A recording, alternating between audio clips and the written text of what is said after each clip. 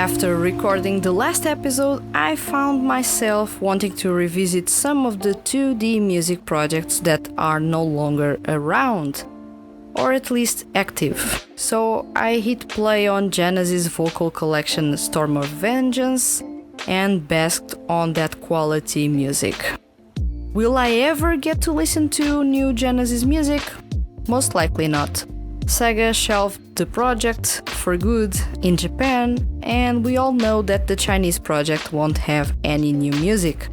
Osiris as well is a band that I love. Unfortunately, Band Yarose is the thing we all know.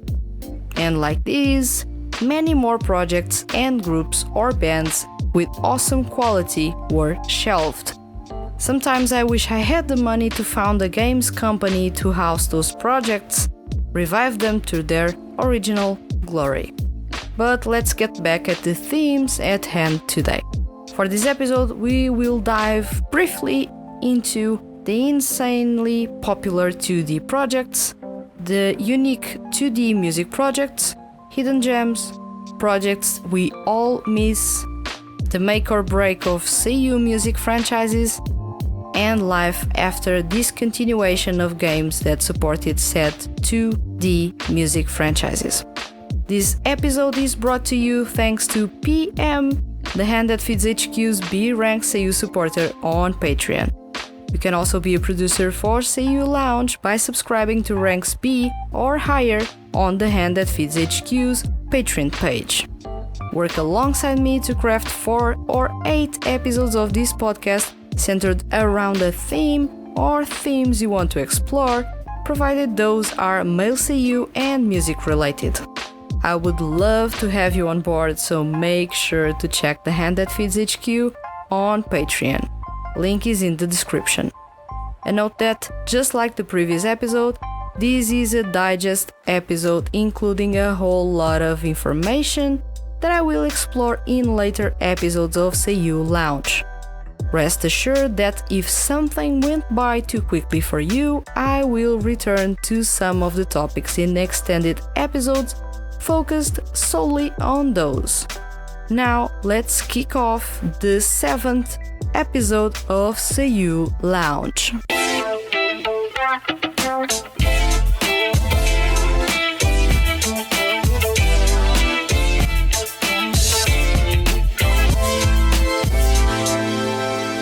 Welcome to SEIYUU Lounge. I am your host, Vanessa, and today we're going to talk about unique 2D music projects, underrated 2D music franchises, what makes or breaks a 2D music project, and the projects we all miss, or at least that I miss.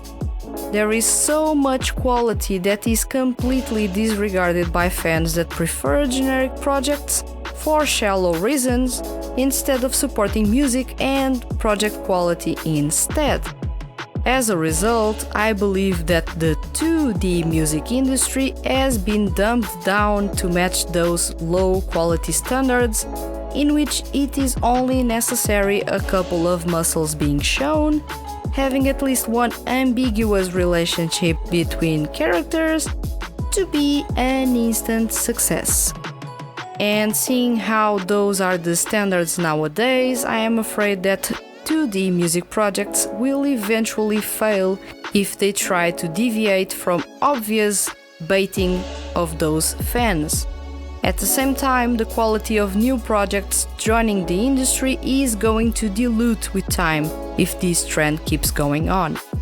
As I have mentioned in previous episodes, Utapri, Idolish 7 and Hypnosis Mic are the 3 most popular 2D music franchises.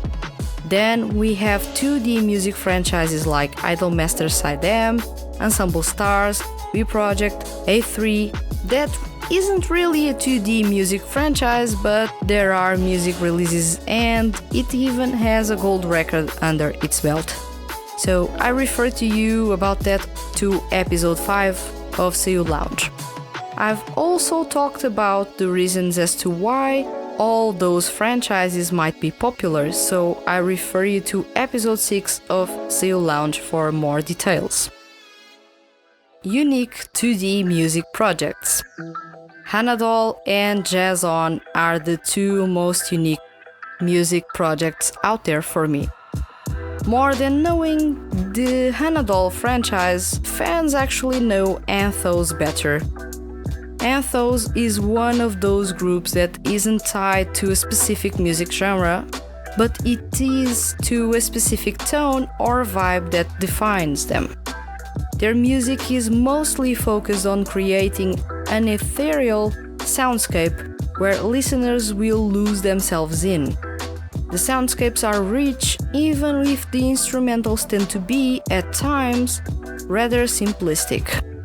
I enjoy this approach to idol music, straying away from the generic pop that starts getting old if it's the same old formula, or might even not age well if the project is prone to trying to absorb old trends that there are in a certain period of time. Ethereal, minimalistic music is a different story. The fact that it creates soundscapes that the listener will paint with the lyrics and singing by the group's members turns their music into a unique experience. At the same time, chill-out music is always a thing, which will lead to most, if not all, of the group's songs to age well. The group doesn't follow the cliched lineup that most 2D idol groups usually have. Here, all voices sound natural, with few male SEIYUU sounding like they are straining their voice or out of their comfort zone. This sort of natural approach helps the project stand out, and in my eyes and ears, it was an instant love for their music and vocals. The fact that Anthos are not your typical idol group, and there are few cliches in there, made for the group's rise in popularity to take quite a while, only recently experiencing a big rise in popularity among overseas fans. Domestically, the group still has a lot of catching up to do, as sales continue to be pretty weak. This is the kind of project that I wish continues to be unique, riding their own wave while creating music that will stimulate my senses. Then we have to mention Jazz On. When was the last time that you got a 2D jazz project? Never. This is the first one of its genre, focusing on purist jazz and a trendier blend of jazz and pop music. For those of you that, like myself, love this music genre, this project has been a blessing to have. Jazz On challenges the traditional 2D music panorama by exploring a music genre as rich and exciting as jazz and making it accessible to newcomers. I am more on the purist side of jazz and love the flamboyance of bebop jazz the most. So it came as a surprise to myself when this project was announced. I did the same double take I did in 2017 when the Hypnosis mic was announced, and I couldn't believe hip-hop was actually going to make its way to the 2D music industry. Same thing with jazz. Unfortunately, despite its stellar cast that includes Makoto Furukawa, Shinichiro Kamio, Shunichi Toki, Genki Okawa, and many more talented male SEIYUU with awesome singing voices, it seems that Jazz On still has a long way towards being wildly popular. I am afraid that this is going to be one of those projects that is awesome and unique, but since it doesn't have any appeal to the masses by being generic or having a really endearing charm that makes people want to check it out, it might end up being shelved. I wish this doesn't happen though. There is lots of awesome talent in here that would go to waste if the project was shelved. Hidden gems.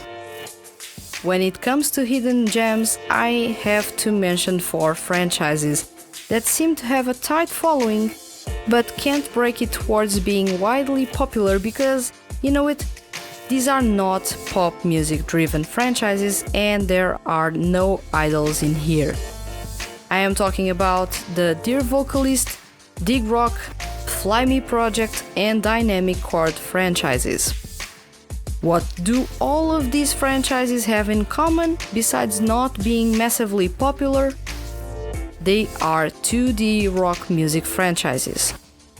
If you're a massive fan of rock music like myself, these projects are heaven in the middle of so much pop music.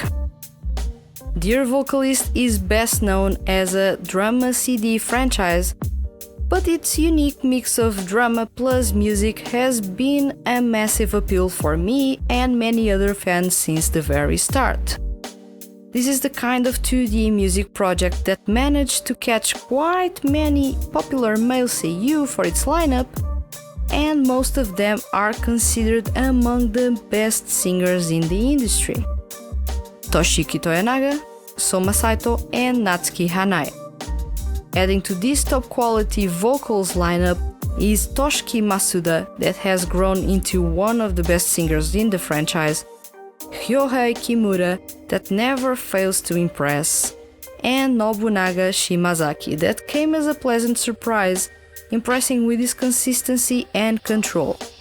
The franchise counts with music by Ron, former Old Codex guitarist and composer and member of Stereo Dive Foundation. For fans of rock music, there is a little bit of everything in here. Pop punk, purist rock, hard rock, electronic rock, power pop, power ballads, orchestral rock, and if we go outside of rock music, we find trap, hip-hop, EDM, and traditional Japanese music. The most extreme vocalists in this franchise are Momochi, voiced by Toshiki Toyonaga, and A-Dash, voiced by Ryohei Kimura. Both have put out insane performances covering most, if not all, the music genres I just mentioned. Momochi's Guren Shinjo marries trap with rock and traditional Japanese music, something that you will not find anywhere else. How Toyonaga pulls off that blend of music genres and does it so naturally is something that keeps on impressing me.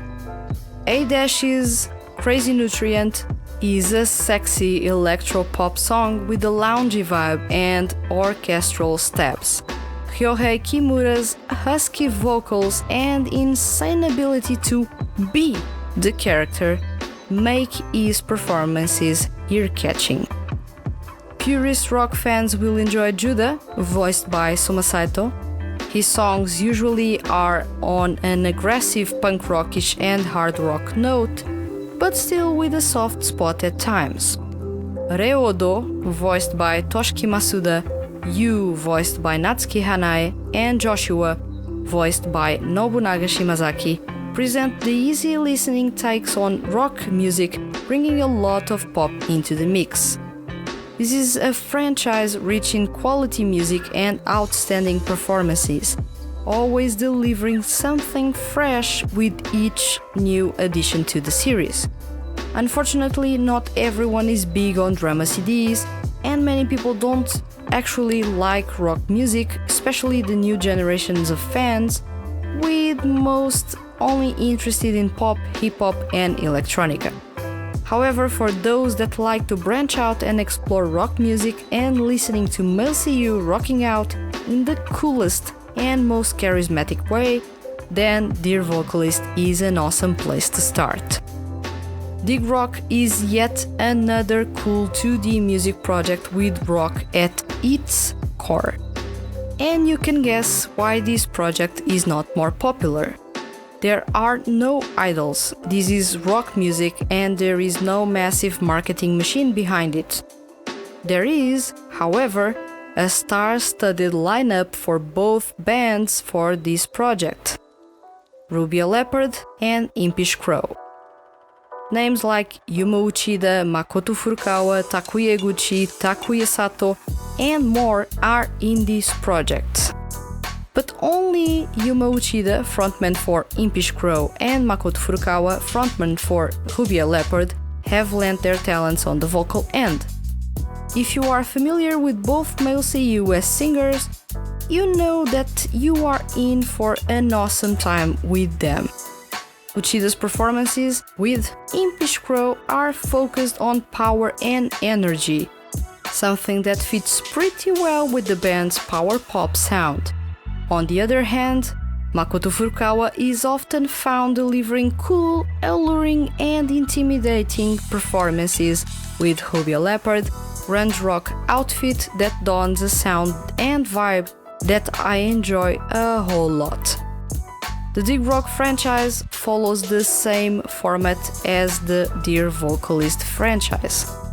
Releases count with drama and music parts all in the same place.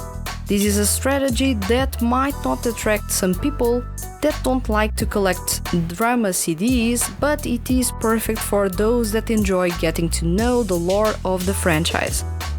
And it's in this point that it strays away from Dear Vocalist's dummy head mic drama parts that include romance with the listener. Both are awesome 2D rock music projects. Fly Me project is such an underrated project. Really. If you enjoy your rock music with a pinch of theatrics, heavy makeup, and lyrics that shuffle from the dramatic or tragic route to peppy and happy tunes, then Fly Me project's take on Visual Kei is your thing. Fly Me project was the very first project to pick Japan's classic movement and bring it to a 2D rock music project. Medicode, fronted by Soma Saito, and Drink Me, fronted by Daiki Yamashita, are two polarizing Visual Kei outfits. Medicode is the darkest and most intense outfit out of the two, with the sound and style in the lines with Lynch, the Gazette, and the Aura. On the other hand, Drink Me is a brighter, sort of Oshare Kei band, much in the likes of Ancafe and LMC. Just the frontman lineup alone is enough to warrant your attention. Soma Saito and Daiki Yamashita, two vocal chameleons in the same project. Saito is unrecognizable in Medicode. He's singing as a faux baritone and on a much lower register than usual. Add to it that he does screamo, and yes, Medicode are awesome. And Daiki Yamashita is easily one of the most talented singers among male seiyuu. Awesome voice, insane versatility, and a control that makes many seiyuu envy him. Unfortunately, the last time anyone heard the thing from this project was in 2018, and that was after the project underwent a 2-year hiatus. And lastly, we have Dynamic Chord. Honestly, I was having a hard time deciding if I should put Dynamic Chord in this section, much due to the fact that the franchise used to be pretty popular. Now, not so much. And it is mainly due to the fact that Honeybee, the creators of the franchise, single-handedly managed to almost butcher the franchise by creating what is considered to be one of the worst anime ever, as well as one of the worst mobile games ever. How they managed to pull off that, I seriously don't know. The project is still alive and well, at least I guess, but it has been 3 years since we last heard music coming from this project. Issues aside, Dynamic Chord was actually one of the very first 2D rock music projects to appear. It was launched in the same year as Fly Me project, which is 2015. The project counts with 4 rock bands with different backgrounds and sound. If I had to make a recommendation... yeah, let's do a recommendation. Apple Polisher is the best group out of all 4. Why? Rock, electronica, chill out, and R&B in the same place? And with Shota Wai on the vocals? Yep, sounds as good with me telling you right now as it does when I hit play on Holding Out as soon as I end up this recording.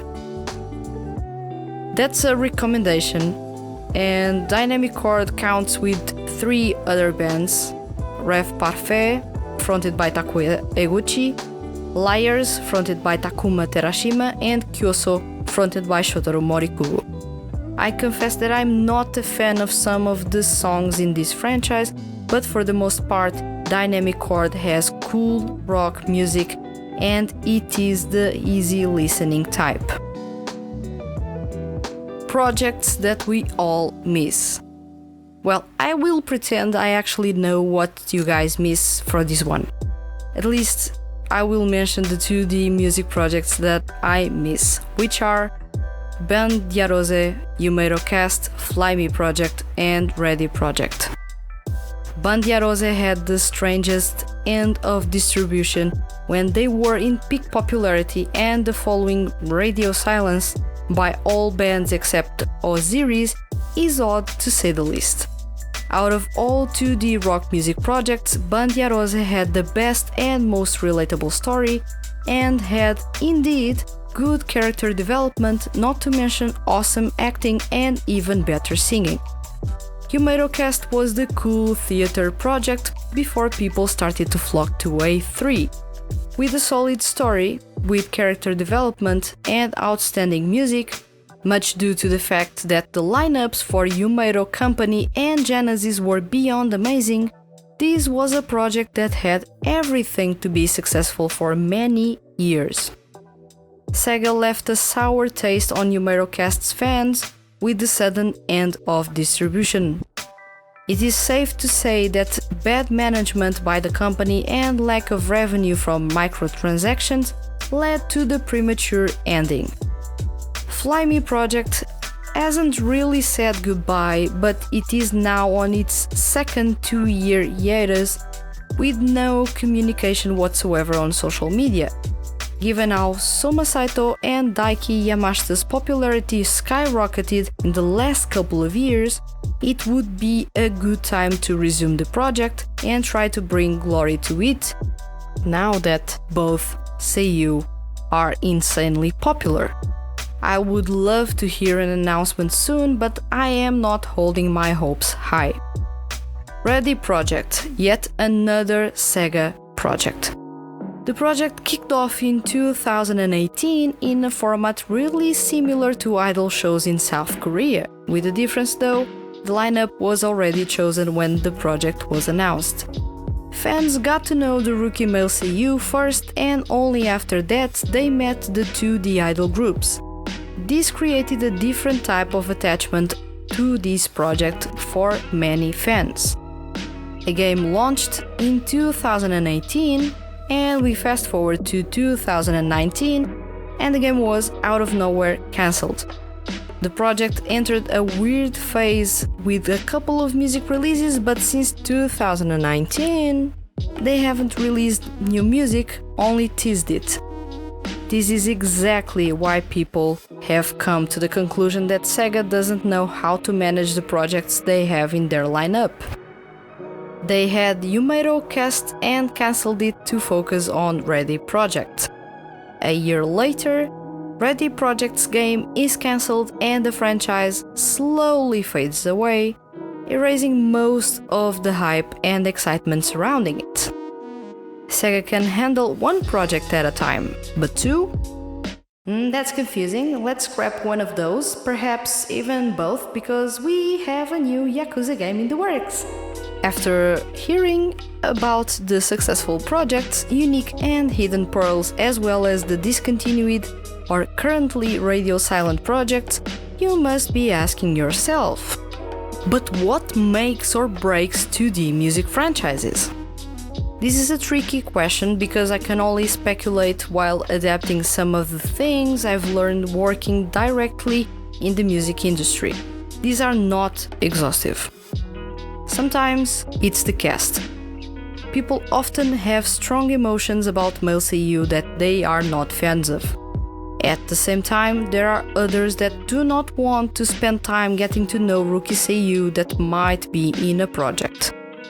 Worst yet, They only think a project will be successful with a star-studded lineup and altogether refuse to check any and every project that does not have a star in it. As much as I'd like to say that the cast isn't to blame for a 2D music franchise failing, it could happen. Lack of creativity. When you already have over 20 2D idol projects, things start to get a little bit complicated if you're project number 21. The market is already crowded, there are already established projects that everyone will compare to yours, so you need to differentiate yourself from the competition. The problem is, most 2D music projects do not add anything new to the table, hence people just don't care to pay attention to those unless, of course, there is a highly popular male SEIYUU in the lineup. But even that male SEIYUU isn't enough to save the project in the end. Badly implemented concepts. Sometimes 2D music project creators have good ideas in their mind. See, for example, Ready Project. And sometimes they have bad ideas in their mind. See, for example, Idol Fantasy. In Ready Project, you were, and in a way you sort of still are, supporting rookie SEIYUU and nurturing them as well as the characters they are voicing.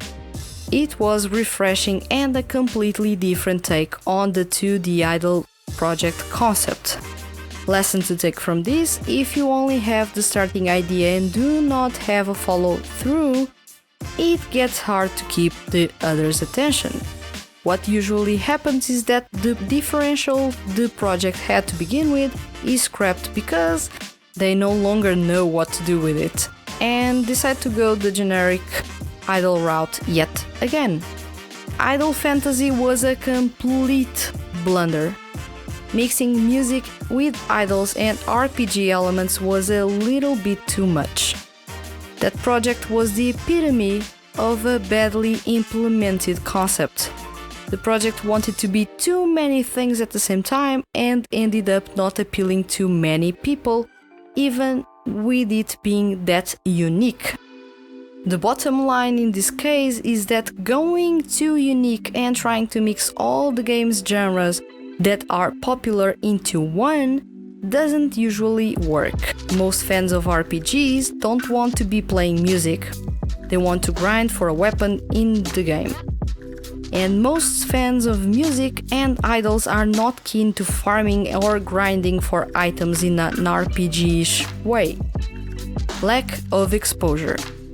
Starry Palette is the prime example of a project that was buried because of lack of exposure. Yes, the lineup counted with pretty cool names, but the company behind it, DMM Games, made a poor marketing effort for the game, which ultimately led to the game being discontinued soon after its release. This is tricky in the case of those projects that actually have tight budgets, as money for marketing is usually hard to come by. Lack of revenue. This is usually the reason behind a 2D music project being discontinued or the game that serves as an outlet for the music that is released being closed. In-game microtransactions, for example, to purchase cards to play in-game, are the main source of revenue for 2D music projects that have a game. If people are not spending real money in that game, then the cost of supporting a smartphone game, which includes the development, maintenance and updates, ends up being insanely high. What do companies want to do with 2D music projects? Earn money. What they don't get if people play their games completely free? Money. What is the solution in their eyes? To close the game because it's a liability. But there are cases in which the game was discontinued and the 2D music franchises are still up and running as successful as they always have been. So there is life after discontinuation of games supporting 2D music franchises. The examples are Tsukipara, SEIYUU, Bandia Rose, Ready Project and Numero Cast.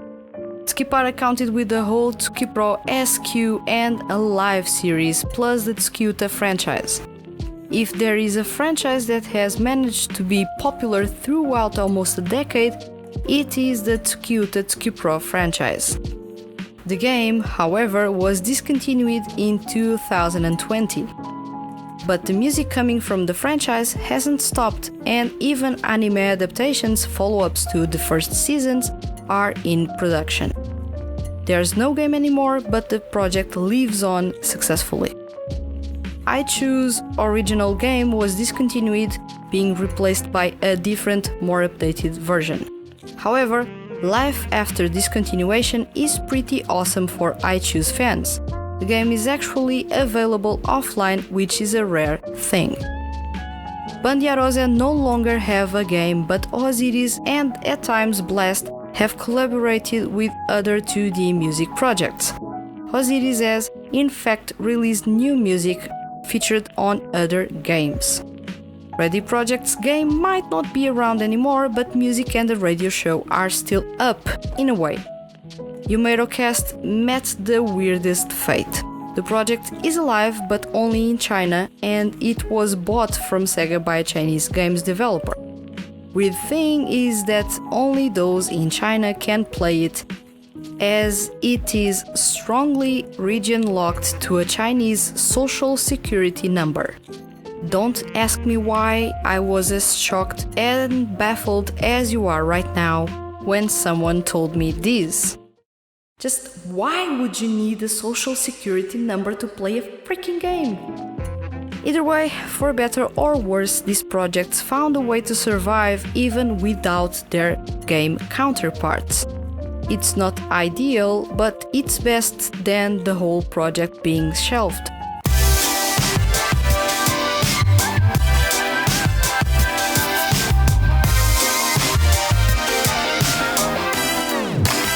And with this, I wrap up this set of 4 digest episodes containing much of what I will be exploring in the future.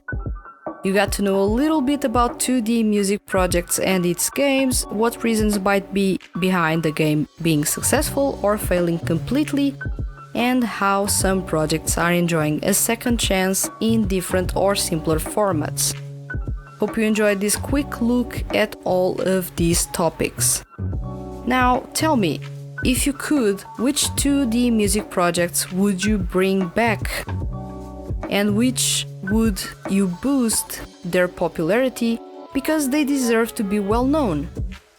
Let me know in the comments. If you enjoyed this episode and don't want to miss the Hand That Feeds HQ's weekly mail SEIYUU and music-related content, hit the subscribe button. I'll return next week with another episode of SEIYUU Lounge. Thank you for listening and see you around.